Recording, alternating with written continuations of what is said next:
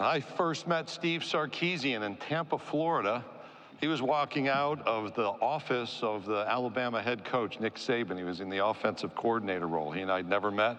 We had a quick hello, never imagined that first encounter might bring us here. Steve is in his 24th year of coaching, his 11th as a head coach, and 4th as the head coach at the University of Texas.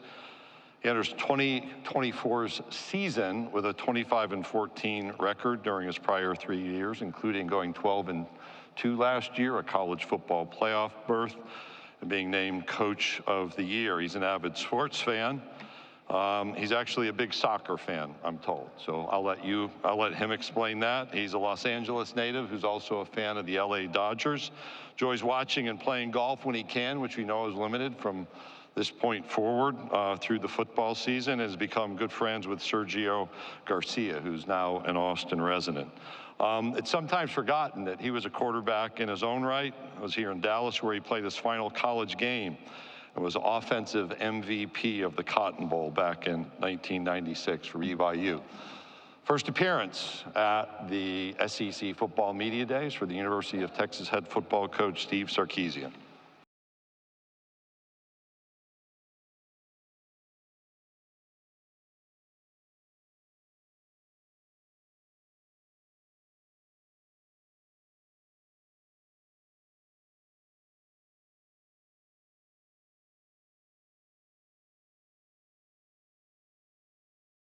All righty. First thing I'd like to do is welcome the SEC media to Dallas, Texas. This is an awesome opportunity, I think, for the state of Texas, for y'all to be here to join us, and what a stage this has been, and what a journey it's been to get to this point. I want to hit on a couple things before we get going. You know, when I was a young coach, my first job as a graduate assistant was at USC under Pete Carroll. And there was a tight end coach there who was a young coach as well by the name of Lane Kiffin. And his father, Monty, took me under his wing every time he came to town, and we talked football. And I learned more about Tampa 2 than anybody. So anybody who's playing me, please play Tampa 2, because I can tell you exactly who's supposed to go where, how, and why, because that's who Monty Kiffin was. He was so detailed. He was a genuine man. He cared for all of those that nobody cared about. And it's a dear loss, not only for the sport of football, but it's a dear loss for me, and I know for Lane, and my condolences to the Kiffin family on that. The next thing is thoughts and prayers with those affected by Hurricane Beryl in Houston and all affected areas. We're still thinking of you. We're praying for y'all. I know it's had a lot of impact on a lot of people, and this time of year with the hurricanes, we're definitely thinking of y'all, and our prayers are with you. The next, I want to talk briefly about Coach Saban. Coach, I see you. I know everybody's been coming up talking about you, but and I know you've impacted a lot of people who have been up on this stage. No one have you impacted more than me. I would not be standing here today without you and what you've meant to my career, to my life, and I can't thank you enough. And the impact that you've had on our game has been second to none, and I just can't thank you enough. I want to be able to publicly do that to you, Coach. Thank you very, very much. Next thing I want to shift gears to is talk a little bit about a couple weeks ago in Austin, Texas, and we had our SEC celebration, and what a celebration it was. And you could feel the excitement from Longhorn Nation, the fact that we get to be here today, this fall, playing in the Southeastern Conference is tremendous. That was a tremendous event. I was shocked, quite frankly, at the amount of people and the pageantry that was there that day.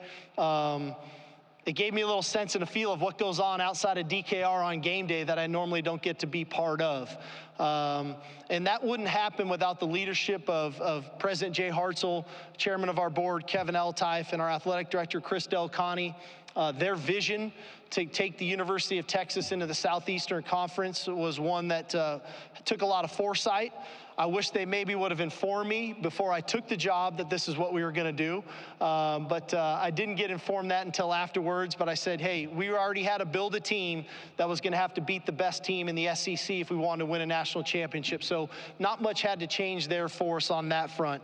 And then lastly, I'd like to thank Commissioner Sankey, his guidance, his leadership, to be part of this with him, what he's been able to do in this conference to put it on the forefront on the national stage has been tremendous. And I was just joking with him in the back. So we flew in this morning, we landed, and we get off the plane, we get in the Sprinter van, and we got a police escort to media days. If it just means more, I mean, it just means more right there. The fact that we had a Sprinter van with a police escort to come to this was tremendous. As far as our transition in the Southeastern Conference, I think the key word is respect. We have a ton of respect for this conference. We have a ton of respect for the teams, the coaches, the players, and the fans. This is the elite conference in college football, and we're fortunate enough to be part of it. And we won't do anything without having a level of respect of who we play, where we're playing them, the types of players that they have, the coaching that they have. And I think on the flip side of that, we have to go earn their respect. We're not going to get anything in this deal. Nothing's going to be free, okay? We're going to have to go earn the respect of our opponents, the opposing coaches, the opposing fans, and that's going to be kind of on the forefront of what we do. But the beauty of this conference is really the pageantry. You know, I've been fortunate enough to have spent 3 years in the Southeastern Conference. The pageantry of the games, the stadiums that you get to play against, the iconic programs, that's the beauty of the Southeastern Conference. And the fact that we get to be part of it now, it's finally here, is pretty exciting. It's just a great opportunity. As far as our team goes, I think this team has been really, really focused. You know, it's been a long time coming for Texas to get back to this stage. Last year was a tremendous run. We fell short in the semifinals in the Sugar Bowl, coming off of being Big 12 champions.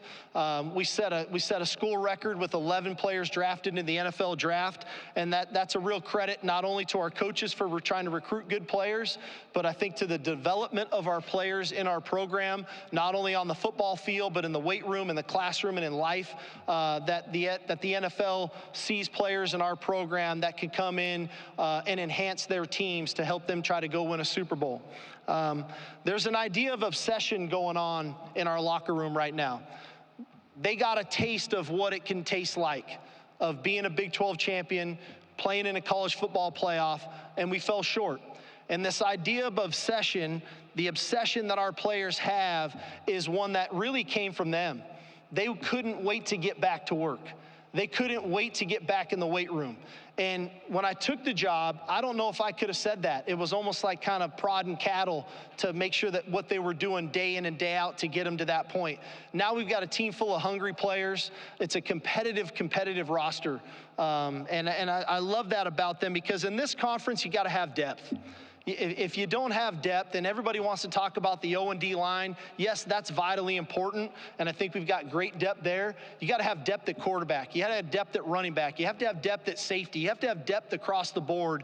And for us to be able to sit here and say this is the deepest team we've had, probably the most talented team we've had in my 4 years here, I can unequivocally say that. And we lost some really good players a year ago, but we've got a very deep football team, one that we're excited about, and looking forward to watching them compete this fall. Off the team, we've got 3 players here with us today. We got Quinn Ewers going into year 3 as our quarterback, a guy who has gotten better from year 1 to year 2. He's really improved from year 2 to year 3. He's changed his body. He looks great. He understands the system. But the thing that I'm probably most proud of him about is his leadership. This guy is exuding confidence right now, and there's nothing better for anybody in your organization, for anybody in your building to walk in and to say, there's our guy. And our guy's exuding confidence. He's carrying himself the right way. He's doing things the right way, not only on the field, but off the field. He's our leader, and we can unequivocally say that about Quinn Ewers, and I'm proud to have him with us today. He's got a great belt buckle on, if you guys haven't seen it yet, and some awesome boots, if you were wondering. Kelvin Banks is also with us today, our left tackle, who's been a day one starter since he was a true freshman. If there's anybody in our program that I would say, hey, go emulate that guy, the way he handles his business, on the field, off the field, the way he works, first guy there, last guy off the field, that's Kelvin Banks. Now, he's going to be a high draft pick whenever that day comes, but the way he's carried himself has been super impressive, and his play shows on Saturdays, but it's who he is Sunday through Friday is really makes up why he plays the way on Saturday. And then Jahdae Barron's here with us as well, a guy who had a tough decision to come back for his senior season, came back. He's kind of the glue on the defense for us. He's heady, he's savvy, he can play multiple positions, he's tough. I love what he brings to our team. I love the leadership that he brings to the team, and so we're lucky to have him. As far as our coaching staff goes, one thing that we have going for us is coordinator continuity. I've had the same coordinators in 4 years now here at Texas, with Kyle Flood on the offensive line, offensive coordinator, Pete Kwiatkowski is our defensive coordinator, and then Jeff Banks is our special teams coordinator. From an offensive perspective, if you haven't ever seen us play, we believe in balance. We believe in trying to make it hard on the defense with multiple personnel groupings, formations, motion shifts. We love to run the football. We love to play action pass. We love to RPO. That's not going to change. Okay, so if you're wondering how's it going to look with the new headset communication thing, we aren't going to change. We're going to do what we do. We're just going to try to do it better than we did a year ago. Okay, defensively, I think one thing that we've really tried to evolve into, we've really tried to commit ourselves to stopping the run, and I think that showed a year ago.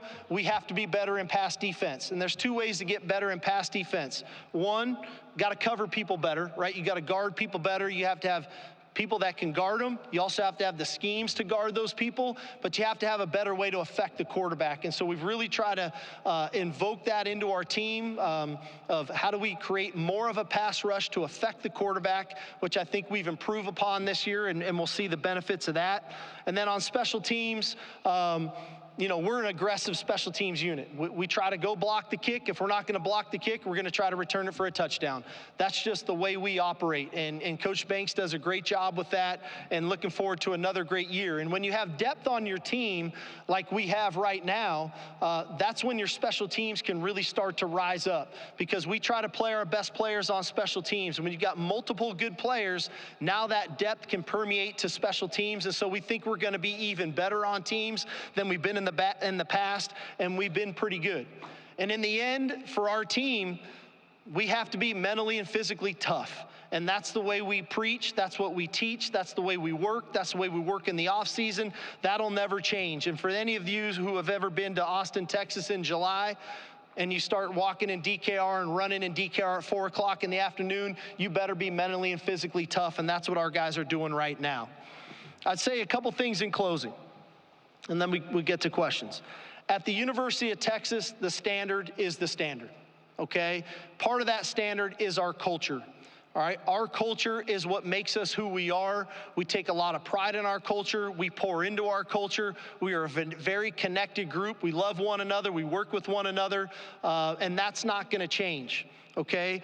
But at the University of Texas, part of the standard being the standard is competing for championships. I'm up here talking about football, but it's at every sport. It's at every level. And so regardless of the conference, and that's to take nothing away from the SEC, our goal is to come into this conference and compete for a conference championship. It is what it is. That's why you go to the University of Texas, so that won't change. And I want to leave you with this. When I took the job at the University of Texas, and I walked into DKR, and one of the first signs I saw was a quote that I've put up now in my office that I'll always and forever hold on to. The pride and winning tradition at the University of Texas shall not be entrusted to the weak nor the timid. And that's not going to change now that we've changed conferences. We're going to go attack this thing. Like I said, we've got a ton of respect for this conference and the teams in this conference, but we're going to go attack it, and we're going to go try to win a conference championship, because that's why we're at the University of Texas. So we're looking forward to it. We're looking forward to renewing rivalries with Texas A&M and with Arkansas. We're one of the few schools with realignment that has benefited from realignment, that we've gotten some rivalries back. And so we're looking forward to those things as well. And it's going to be a great year. We're looking forward to it. Thank you. Hook 'em. Okay, if you have a question, please raise your hand. Grant, Edley, or Kylie. Coach, we're going to start over on the right-hand side on the near aisle. Dennis. Sark, hi, Dennis Dodd, CBS Sports. I think we all totally get why Arch would come to Texas and basically face the prospect of perhaps sitting for 2 years, you know, the support system he's got, everything. But I wonder if you could just recount what that conversation was like, that may be the case, that you're going to get the training, you're going to get enough reps and experience here to get where you want to go. Well, I think that's something, you know, historically for us, you know, part of recruiting is your track record. And we've been fortunate to coach some pretty good quarterbacks. We've been fortunate to do it for kind of some decades now. We've been fortunate to have some pretty good quarterback rooms. And I think the Manning family is pretty well aware of that. And I think they trained Arch to try to put himself in the best position to try to play in the best conference in America, and then ultimately put himself in the best position to, further his career playing in the National Football League. And so with that, you know, I think Arch's development has been important to the family, and he's reaping the benefit of those things. And so it hasn't been very difficult at all. I think it's been pretty simple for him. Coach, we're going to go straight in front of me, about 4 rows back. Kirk. Kirk Bowles from the Houston Chronicle. You haven't used a big rotation in your receivers, it seemed like, and with good reason. You don't want to take Xavier and AD off the field. But with so many in the portal, so many young receivers coming in, including Wingo, might you expand your rotation and play more of them, or it just makes it more competitive in practice? I think it's probably twofold, Kurt. We are gonna play more receivers. I think the length of this season, and because of not having all of the rapport with Quinn, some of that I have to feel out as games go. It is a very talented room for sure. And we've got 3 great transfers. When you talk about Isaiah Bond, Matthew Golden, Silas Bolden, 3 really experienced, good football players that came from good programs. We had signed a very good class the year before with Jonte Cook, DeAndre Moore, and Ryan Niblett. And then with this incoming class, I think it's pretty fair to say Ryan Wingo's a really good player for us. And so to think that I've got 7 quality players there, now, is it going to be a 7-man rotation? That'll bear itself out. But I do think we'll play more players than we have in the past. We'll rotate more guys than we probably have in the past. And then as we work ourselves through the season, when you start playing this many games, I'd love to tell you we're not going to get injuries. Injuries are going to occur. So we're going to play more players probably earlier in the season than we have, just because you don't have some of that experience that we lost from a year ago. But this isn't a lack of talent. This group is very talented, and by far and away our deepest receiver core that we've had in 4 years. Coach, we're going to go to the section to your right on the aisle. Hey, Steve, Cedric Golden, Austin American-Statesman. There's a lot of Heisman hype with Quinn and Carson back. How does his demeanor make him ideal to deal with all that external noise? You know, I think Quinn's probably like the coolest guy in the room. You know, he doesn't get caught up in what a Heisman hype. Probably if you asked him, would he even know? You know, he's just not caught up in that stuff. When Quinn gets free time, he's going to go hunt or he's going to go fish. You know, when he's here, he's going to work, you know, and he's just working on his craft. He's being with his teammates. And so even in game, when you think about Quinn, when he shows those moments of emotion, right, on a great throw, it's almost like shocking to people, because even when the bad moments occur, he stays so calm and so cool in the moment that with the hype, I just don't think we have to worry too much about that. You know, he's more focused on trying to win a championship, playing the best football he can play, being the best leader, the best teammate he can be. That's probably more important to him than what award might be down the road, because some people are saying he might win it. I mean, there's so much football to go play. I don't think he's worried about it at all. We'll stay in that center section on the right-hand aisle. Kylie? Sarka, Ralph Russo from the Associated Press. I know you probably would have loved to have hit the ground running and won 12 games in year one, but what changed over those 2 years building up to year three? Why was year three so much different? Why did it click?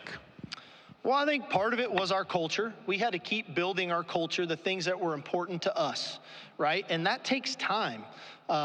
It takes time to learn the schemes. You bring in coaches and you have an idea of what you want to run, and that's nothing against a previous staff, but maybe they didn't recruit the types of players that fit what we wanted to be and how we wanted to play. So that takes time too.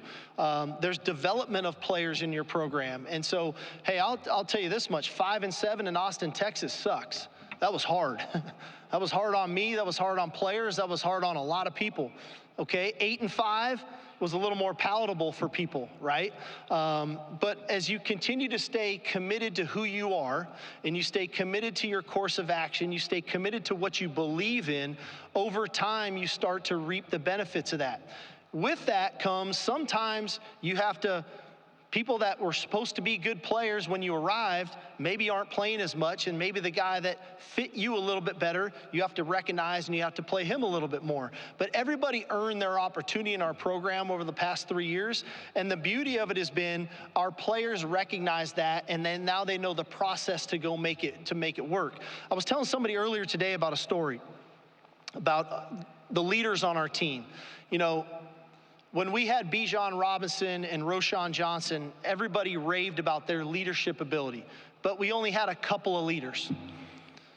Last year, we raved about the leadership of about 5 or 6 guys, Jordan Whittingtons of the world, right? Byron Murphys of the world.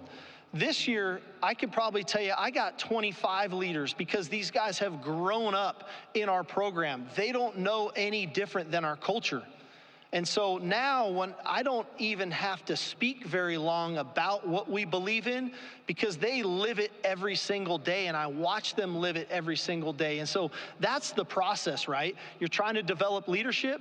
Well, leadership takes time to develop. You just don't anoint a guy a leader if he doesn't believe in the core values of the organization. Coach, we're going to go straight in the front of my section, about midway back.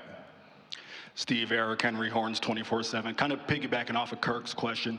Last year, you talked a lot about the versatility of the team and helping you win in games with JB gone and the receivers and JT. Just wondering, what do you see as the next kind of natural evolution for the offense?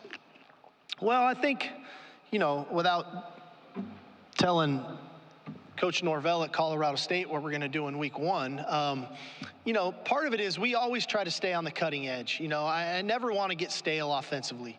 And I know what I said earlier, we're going to be who we are.